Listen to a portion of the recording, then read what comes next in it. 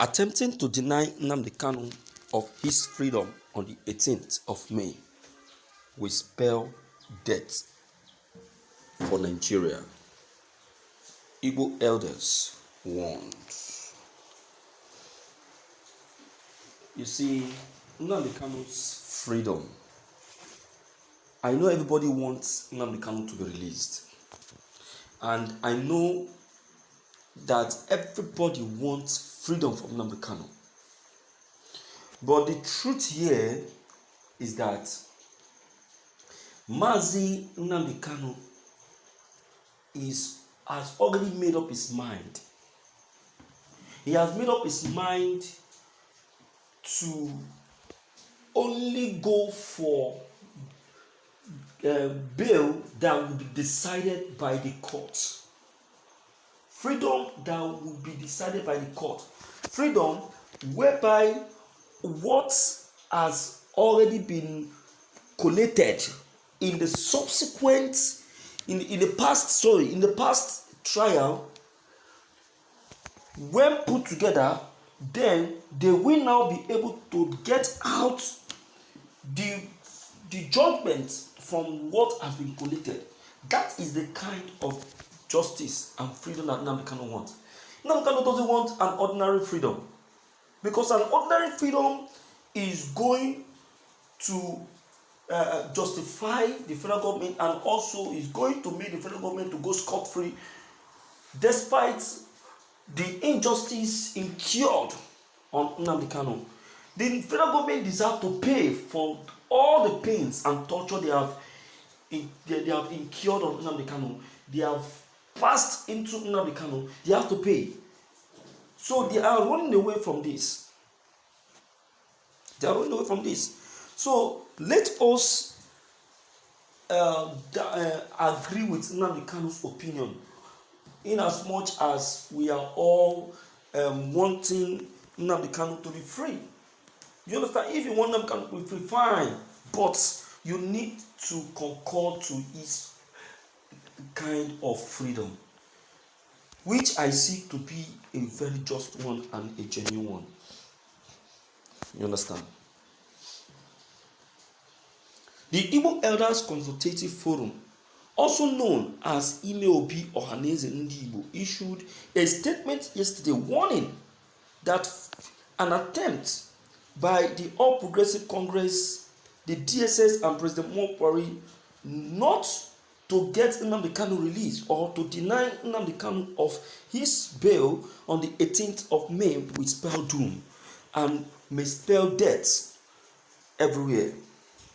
Chief Chukwuemeka Ezeife, the chairman of the IECF and a former governor of Anambra State, stated this in Abuja while addressing a press on the conclusion of the forum meeting, where several crucial national problems were being discussed.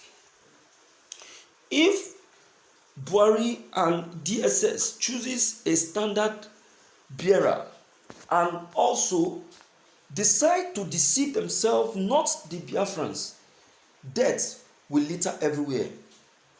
The Igbo elders, on the other hand, believe that having gotten the solution to Nnamdi Kanu's release, President Buhari doesn't need to waste much time in getting Nnamdi Kanu released. The young man has pleaded not guilty of all count charges, of which the international organizations have thrown their weight and support.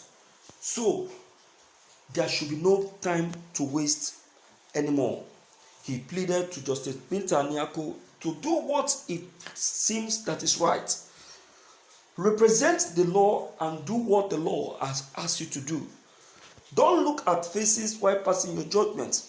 It's going to be very dangerous and risky if you agree to the terms of Mr. President. The terms you must agree is the terms of the people. The people is what you must listen to, and what the justice and law have asked you to prophesy is what you must prophesy. We'll wait until that very day. So, you see, just like I got from my comment section this morning before broadcasting on today's news, some of the Igbos were not happy with our Igbo elders. They are not happy, most especially the Ohanese Igbo. They said that the Ohanese Igbos are coming very late. They are coming very late. They said that for a very long time they supposed to have voiced out like this earlier. They said that I didn't mean they have voiced out earlier that this so-called DSS or President Buhari and his ministers wouldn't have succeeded in getting Nnamdi Kanu detained.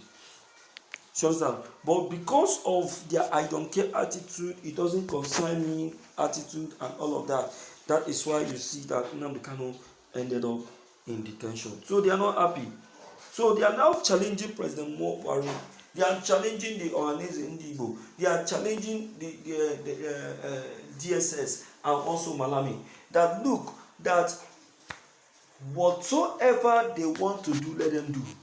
But what they know is that Nnamdi Kanu must come out of that very detention.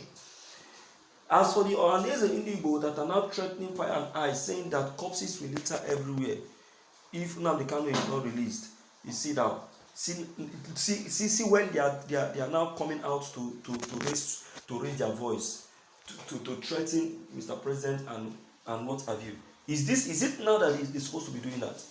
This is a fight he's supposed to have fought earlier when they discovered that Nnamdi Kanu was captured in Kenya. If they had raised their voice earlier, I'm sure Mr. President wouldn't have taken that move. I also said this thing yesterday concerning the ESN that was formed by Nnamdi Kanu.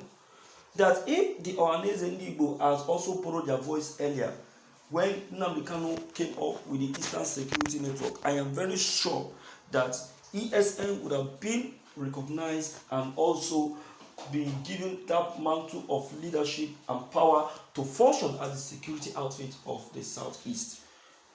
Just like the Southwest, the Amutekums and others. Can't you see how their governors and their traditional rulers stood firm by their side and supported them? Can't you see? Can't you see that? So what are we saying, my dear listeners? So I concur and I challenge the Ohanese Igbo with this that has just been taken note by the commenters, because it is the commenters that are listening to this that is happening. So they are not challenging on you and saying that yes, you have a good point, but you are coming in you are coming in late. This is what's supposed to have been done earlier before now. All right, my dear listeners, I want to throw this open to you so that your contribution and opinion can come in and and garnish the whole thing and make it to be real. All right, let me hear you speak and know what your opinions and idea could be. Whatever it is, don't forget to leave them below the comment section. Click on the subscription buttons as well as the bell buttons to get updated each time we upload any new videos. Thank you.